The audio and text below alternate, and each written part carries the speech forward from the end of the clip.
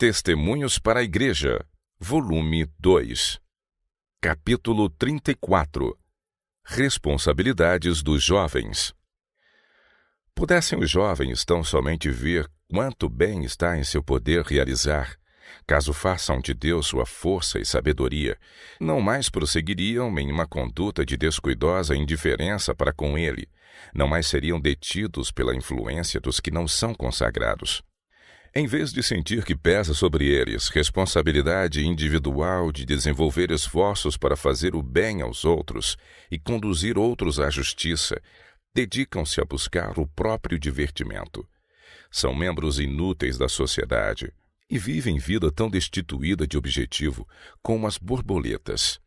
Os jovens podem ter conhecimento da verdade, crer nela, mas não vivê-la. Estes possuem uma fé morta. O coração deles não se acha tocado a ponto de afetar a conduta e o caráter à vista de Deus, e não estão mais perto de fazer sua vontade do que os incrédulos. Seu coração não se conforma com a vontade de Deus. Estão em inimizade com Ele. Os que se entregam aos divertimentos e gostam do convívio dos caçadores de prazer sentem aversão pelos exercícios religiosos. Há de o mestre dizer a esses jovens que lhe professam um nome: bem-estar, servos bons e fiéis, a menos que eles sejam bons e fiéis? Os jovens acham-se em grande perigo. Grande mal resulta da leitura leviana a que se entregam. Perde-se muito tempo que devia ser empregado em ocupações úteis. Alguns até se abstêm do sono para terminar alguma ridícula história de amor. O mundo acha-se inundado de novelas de toda sorte. Algumas não são de natureza tão perigosa como outras. Umas são imorais, baixas e vulgares. Outras revestem-se de mais refinamento. Todas, porém, são perniciosas em sua influência. Oh, se os jovens refletissem na influência que as histórias excitantes exercem sobre a mente! Podem vocês, depois de uma leitura dessas, abrir a palavra de Deus e ler com interesse as palavras da vida?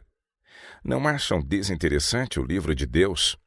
A fascinação daquela história de amor prende a mente, destruindo-lhe o tono saudável e tornando-lhes impossível fixar a mente nas verdades importantes, solenes, que dizem respeito a seu interesse eterno.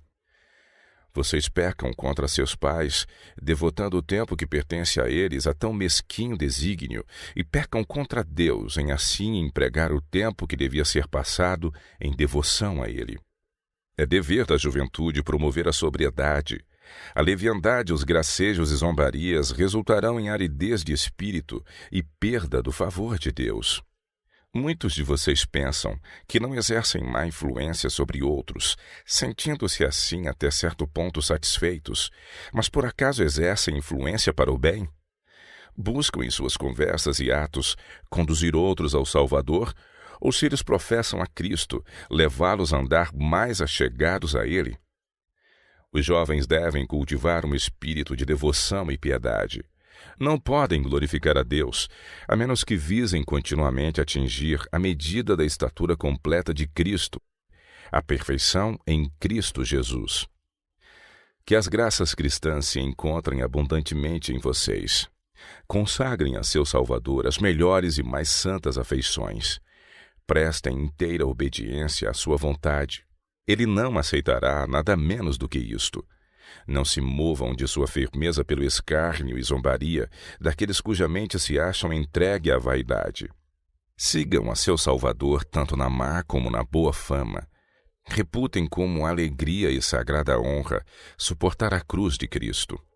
Jesus os ama. Ele morreu por vocês. A menos que o busquem servir com afeição não dividida, deixarão de aperfeiçoar a santidade em seu temor e serão afinal obrigados a ouvir as terríveis palavras: apartem-se.